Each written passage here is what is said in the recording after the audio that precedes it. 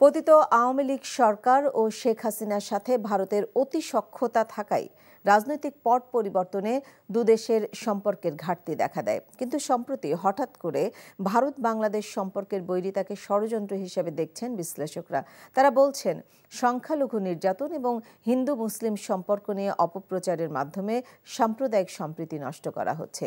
সংকট উত্তরণে দীর্ঘমেয়াদী সমাধানের পথ তৈরির তাগিদ বিশ্লেষকদের।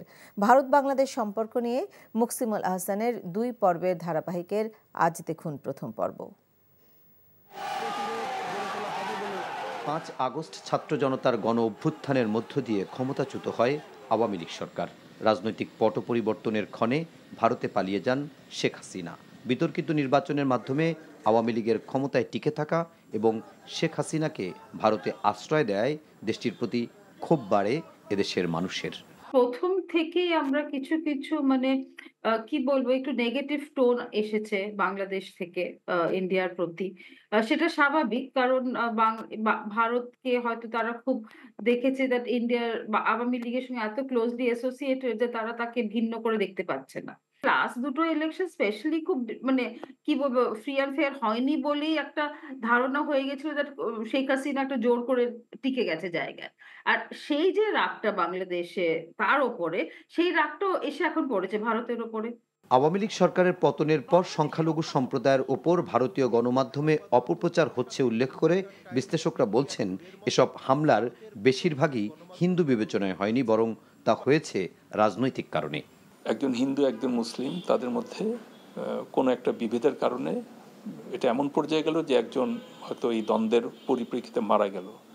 এখন একজন মুসলমান মারা গেলে হয়তো তাকে তখন সেক্ষেত্রে বলা হয় যে এই দ্বন্দ্বের কারণে একজন মারা গেছে। একজন হিন্দু মারা গেলে একজন সংখ্যালঘুষ্ঠকে নিহত করা হয়েছে, অথচ ঘটনা কিন্তু একটাই। সুতরাং একই ঘটনা, কিন্তু এর ব্যাখ্যা প্রচার মাধ্যমে কিভাবে যাচ্ছে তার উপরে একটা প্রতিফলন সৃষ্টি হয়। মাইনরিটিদের উপরে যে ভায়োলেন্স হয়নি সেটা তো না, কিছুটা তো ভায়োলেন্স হয়েছে, কিন্তু যেই মাত্রার কথা তারা বলছে সেটা তো একটা বড় সেটা তো ঠিক না। একই সঙ্গে তারা বলছেন, ভারতে বাংলাদেশি হাইকমিশন অফিসে হামলা কিংবা চট্টগ্রামে আইনজীবী সাইফুল ইসলাম আলিফের মৃত্যুর পরও সহনশীল পরিচয় দেখিয়েছে এদেশের মানুষ।